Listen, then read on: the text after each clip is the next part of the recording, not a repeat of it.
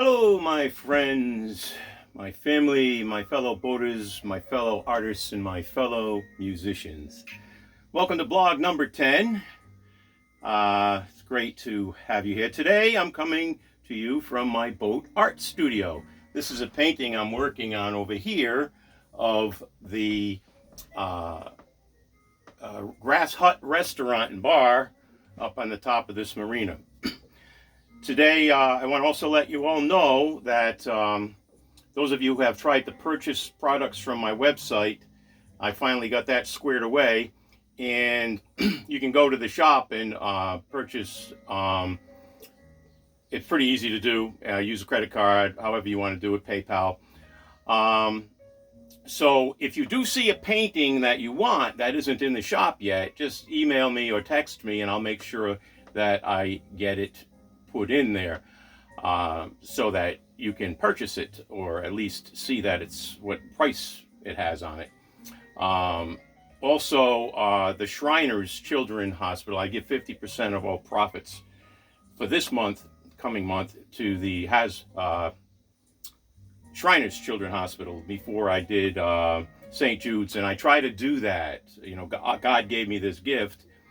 Of course, I spent many years honing it, but I try to give back so that, you know, that's what we should all be doing, helping each other's brothers and sisters.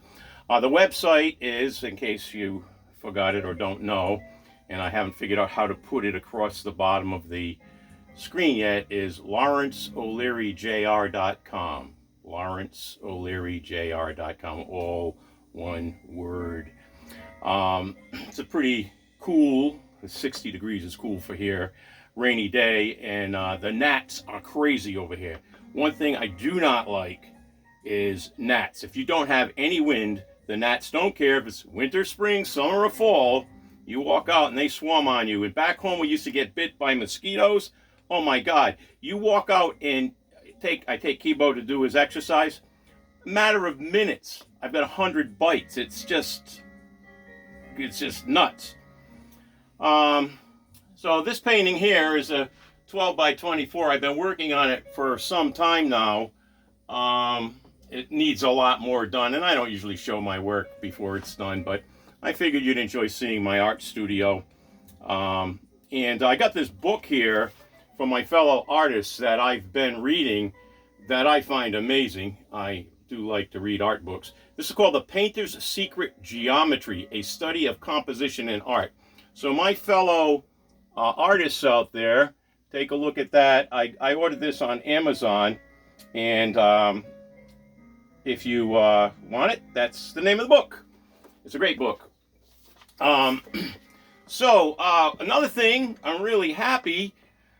You know, I never did blogs before, so people are asking questions, and that means people are interested, and I like that a lot. So one of the questions was in reference to when I showed everybody how to purify water. I didn't give a lot of details, and I wasn't ready for it, so the equipment didn't work. So what I do, much like an RV, when I hook my hose up to the dock to get fresh water from the dock, I put one of these. Again, Amazon delivers to all of the marinas. I use an RV water filter. And what I do is I put that in my hose line and change it every month. They're not very expensive. I think a box of 4 cost me $35. That purifies the water coming into the boat. And I'm going to show you in a minute how it really doesn't purify it to drink. This here is called a Zero Water. I got this from Amazon also, and what you do is you open the top and you fill it with water, and it slowly drains through that middle filter, which you replace. The filter lasts a long time, and how you know when the filter is bad is your tester. This I got on Amazon as well, and it comes with a tester, a water tester, parts per million contamination. So here I have a cup of water that freshly just came out of the container. And this unit right here that came with it is a water tester, and you press the on button, it lights up. So I put it in my water, and it's going to give me a reading. Can't really see it, but notice that the display is green. Now here's, and it's very good. And I've tested some spring water that tests bad. Now this is fresh out of the tap. I've desecrated my Scotch glass, but you know, sometimes you got to do what you got to do. So this is the water tester for fresh out of the sink, and it turned red a minute ago. Oh, maybe I could turn it off and on. I don't know. I'm new to this stuff. Okay, turn it off, turn it on. There it goes. See it turn red? That means that this is contaminated with so many parts per million. I mean, it probably won't kill you, but I do like to drink fresh, good, clean water. And put that in there too. So I learned something too, that you've got to shut it off and turn it back on when you do a new test.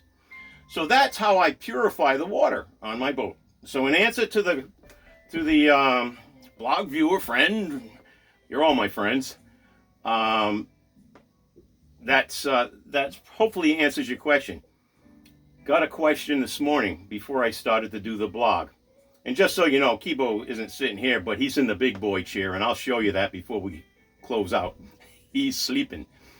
So to live on a boat is not a cheap thing. First of all, you got to pay for fuel if you're going to travel. Fuel on the water is always a lot more expensive than fuel on the land. Pretty much $1 per gallon more expensive. Then you got to look at the size of your boat. Like this boat here, if I open it up, every mile I go, I burn 2 gallons of diesel fuel. I have a 900 horse, 2 Detroit 671s in here. Okay, so that's just fuel. Sailboats, you can sail a lot. An important thing that I want to let people know that want to travel on a boat, don't set a time. Know the marinas that you can go to. Call ahead. Make sure you've got a spot. But enjoy the ride. You either love it or you don't, and I really do love it.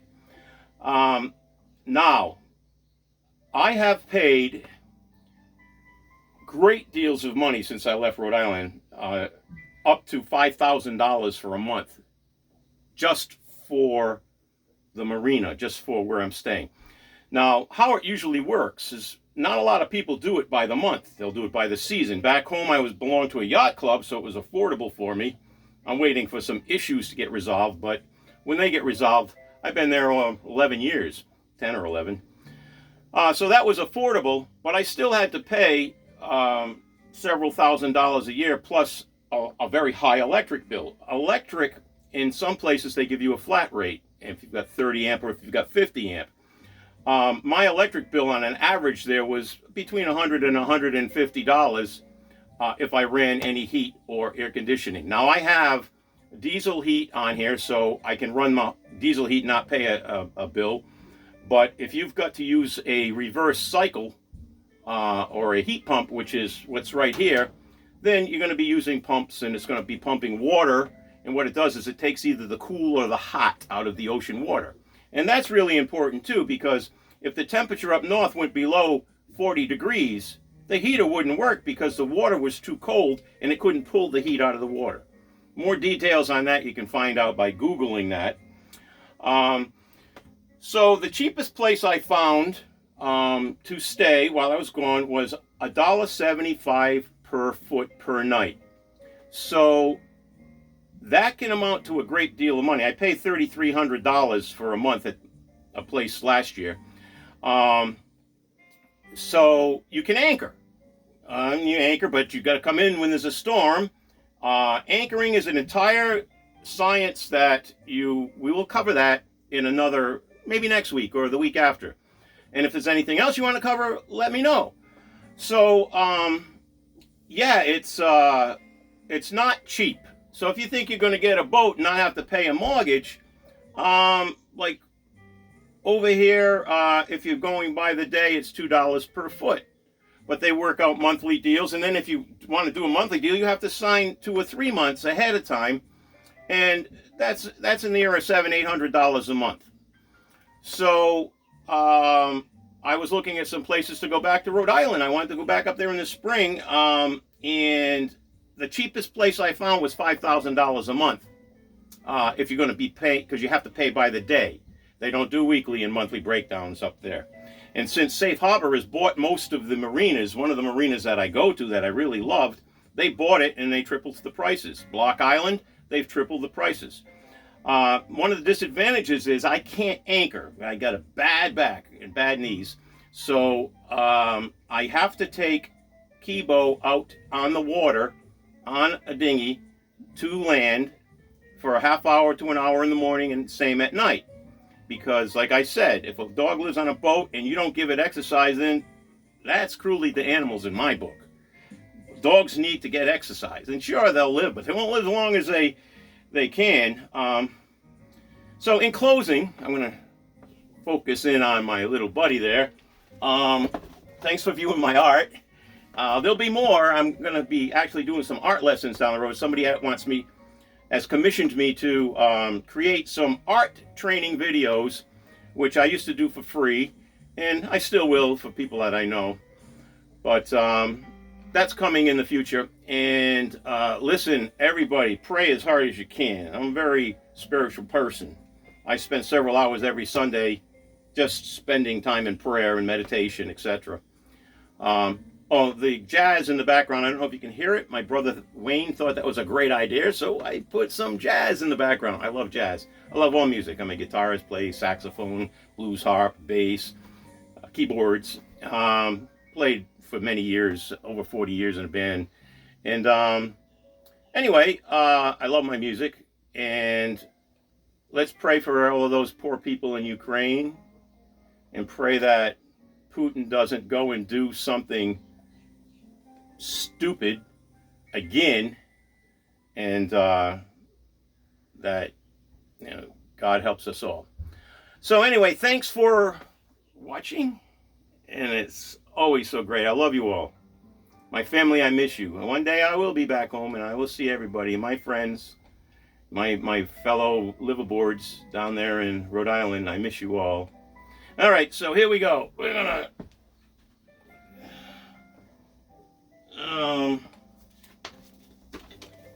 there it is. I had to find my shut-off button. So anyway, here's Kibo. He's sitting in the big boy chair. There he is. Where is he? There's Kibo, and he was sleeping. Kibo. I know you miss everybody too. You miss Mimi. You miss your friends Ishi and Zippy, and you miss, oh yeah, I mean, Sky is, yeah, I know, Sky, your girlfriend, but you got girlfriends here. You just saw Gigi this morning.